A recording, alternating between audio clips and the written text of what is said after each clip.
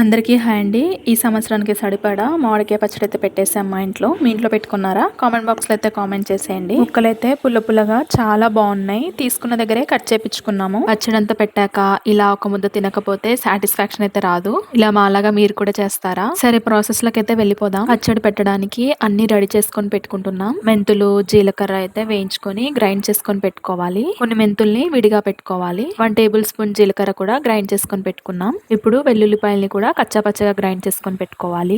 పచ్చడి పెడుతుంటేనే నోట్లో నుంచి నీళ్ళు వచ్చేస్తున్నాయి. మేము మామిడికాయ పచ్చడి ఎలా పెట్టుకుంటామో, ఎంతెంత క్వాంటిటీ వేస్తామో ఫుల్ రెసిపీ రేపు నా ఛానల్లో పోస్ట్ చేస్తాను. టేస్ట్ మాత్రం చాలా బాగుంటుంది. ఉప్పు, కారం, పసుపు, మెంతులు, మెంతిపిండి, వెల్లుల్లిపాయలు, వెల్లుల్లి పేస్ట్, ఆవపిండి, నూనె అన్ని వేసుకొని కలిపేసుకోవాలి. కలుపుకున్న తర్వాత జాడీలోకి షిఫ్ట్ చేసుకొని మూత పెట్టి గుడ్డ కట్టుకోవాలి. నెక్స్ట్ డే కి సరిపడినంత ఆయిల్ పోసేసుకోవాలి. అంతేనండి. ఈ వీడియో మీకు నచ్చితే ఒక లైక్ కొట్టేసుకోండి. కొత్త వీడియోతో రేపు కలుద్దాం.